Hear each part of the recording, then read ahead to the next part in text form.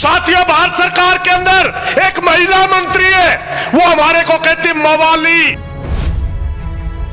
आप जिस सरकार के अंदर बैठे, उसका मुखिया 35 साल तक भिक्षा मांग के खाता है। हमारे आंदोलन को नुकसान पहुंचाने के लिए जितने भी तरीके इन्होंने अपनाए, सब इनको वापिस उल्टे पड़े। नरेंद्र मोदी है 35 साल तक आवारा घूमा, 35 साल तक।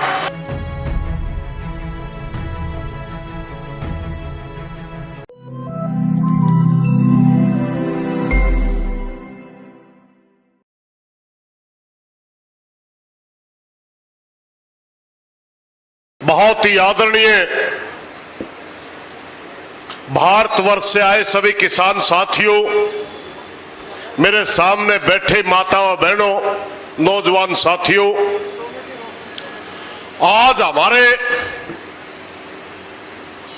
इस धरने का बॉर्डर के ऊपर बैठे गए 8 महीने हो गए और 8 महीने के अंदर सरकार सुनने की बजाय वो 6 कंडों पर उतर आई। साथियों, एक बात है, आप सबको पता है, कल हमारे धरने के ऊपर एक बहुत ही दुर्भाग्यपूर्ण घटना की गई।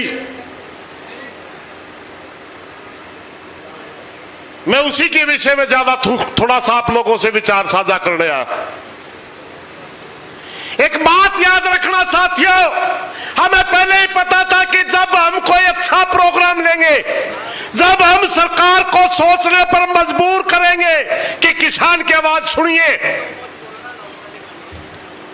जब हम सरकार के सभी तरह के जवाब देंगे और हम जो सवाल उठाएंगे, उनके सवालों का जवाब जब सरकार के पास नहीं होगा, तो सरकार औच्छत कंडों पर उतरेगी, गलत तरीके आजमाएगी।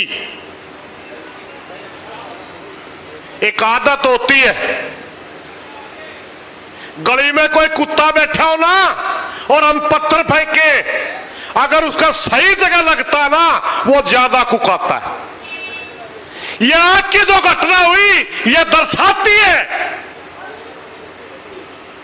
दर्शाती है कि हमारे फैसले सही जगह जा रहे हैं। सरकार बौखला रही है,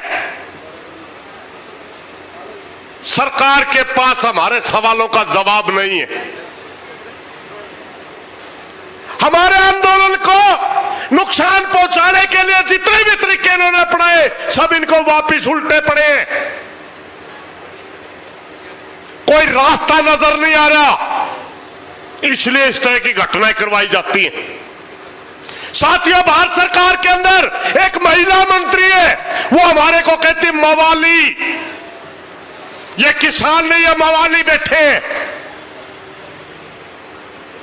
सरदार साथी उसको समझते हैं नहीं समझते, हिंदी का शब्द मैं बताता हूं मवाली किसे कहते हैं। हमारे शहरों के अंदर कुछ हर गली के अंदर इक्का दुक्का लड़का मिल जाता है, जो ना घर का होता है ना बाहर का होता है, जो घर जाता ही नहीं, क्योंकि वो काम नहीं करता, घर वालों की मानता नहीं, आवारा घूमता है, उसको घर वाले घर नहीं घुसने देते और वो जहां पर जगह मिलती है वहीं पर सो जाता है, जहां खाने को मिलता है वहीं खा लेता है, उसे मवाली कहते हैं। आवारा टाइप का आदमी। हम आवारा नहीं है। मंत्री जी, मैं आपको बता दूं, इस देश के अंदर सबसे बड़ा आवारा कौन है? अगर इस देश के अंदर कोई घर का बाहर का नहीं रहा, जिसने अपने घर में नहीं गया और आवारा घूमा, जो अपने मां का नहीं हुआ, जो अपने भाई और बहनों का नहीं हुआ, जो अपनी भाभियों का नहीं हुआ, उसका नाम नरेंद्र मोदी है। 35 साल तक आवारा घूमा, 35 साल तक मांग के खाया है। ऐसे शब्द कहां से ढूंढ के लाते हैं आप? ये सारे के सारे शब्द तो उनके ऊपर फिट होते हैं। आप जिस सरकार के अंदर बैठे, उसका मुखिया 35 साल तक भिक्षा मांग के खाता है। अपनी मां से नहीं मिलता, अपने भाइयों से नहीं मिलता, उससे बड़ा आवारा हो सकता है कोई? साथियों, घबराने की जरूरत नहीं है। बड़ा परिवार है, बड़े परिवार के अंदर सब तरह के आदमी होते हैं, गर्म दिमाग के भी होते हैं, नरम दिमाग के भी होते हैं, सोचने वाले भी होते हैं और मेरे जैसे बगैर सोच के बोलने वाले भी होते हैं। मगर हमारा निशाना एक है। तीर अंदाज अलग अलग हो सकते हैं, कोई दक्षिण में तीर उठाए खड़े होता है, कोई पूर्व में, कोई पश्चिम में, मगर निशाना एक है कि कानून वापस करवा के जाएंगे, एमएसपी की खरीद की गारंटी का कानून लेके जाएंगे। एक बात आप लोगों को याद रखनी है, सभी किसानों से मेरी हाथ जोड़ करके प्रार्थना है, हो सकता है नेताओं में लड़ाई हो जाए, क्योंकि नेता घमंड के अंदर चूर होते हैं, नेता अपने नाम के ही भूखे होते हैं। मेरे जैसा कोई आदमी लड़ सकता है, झगड़ सकता है, क्योंकि घमंड की दो ही निशानी होती है। जो आदमी अपनी बढ़ाई चाहता है, समझो घमंड में चूर है। मगर आप लोगों ने बिखरना नहीं है, आप लोगों ने एकता बनाए रखना है। आप लोगों ने एकता, जिस तरह आप लड़ रहे हैं इसी तरह लड़ते रहना है। कोई नेता हिम्मत नहीं कर पाएगा आंदोलन को नुकसान पहुंचाने की, अगर किसान एकता बनाए रखेंगे तो।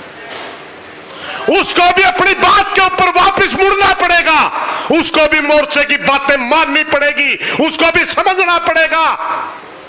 इसलिए साथियों, आप सबसे मेरी प्रार्थना पुनः कि एकता बना करके हमने आप इसी तरह अपने आंदोलन को आगे बढ़ाता रहना है, बढ़ाते रहना है। मैं आज मात्र इसी अग्नि वाली घटना का ही जवाब देने के लिए आया था, ज्यादा लंबा नहीं बोलूंगा, मगर उन साथियों को बता देना चाहता हूं, कुर्बानियों से डरने वाले हम लोग नहीं है। हमारे 700 किसानों की शहादत होगी तब हम नहीं ले तो 2 ट्राली जला दी तो 2 ट्रालियों में जल जाएंगे हम। चिंता ना करे। अगर तू भूखा है, अगर तू नंगा है, भूखा है तो रोटी देंगे, नंगा है तो कपड़े देंगे। आजा मोर्चे पर, गलत तरीके ना अपनावे। इन्हीं बातों के साथ मैं भारत सरकार को चेताना चाहता हूं, वो क्षेत्र हथकंडे ना अपनावा। हम इस देश के नागरिक हैं, हम कोई नौकर नहीं है, कोई आप हमारे मालिक नहीं है।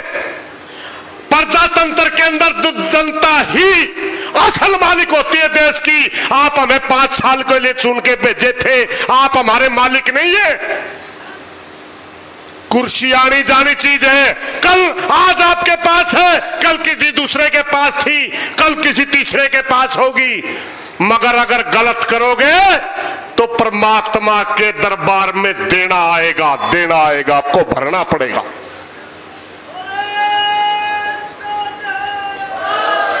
इन्हीं बातों के साथ ज्यादा लंबा समय ना लेते हुए आप लोगों का धन्यवाद साथियों।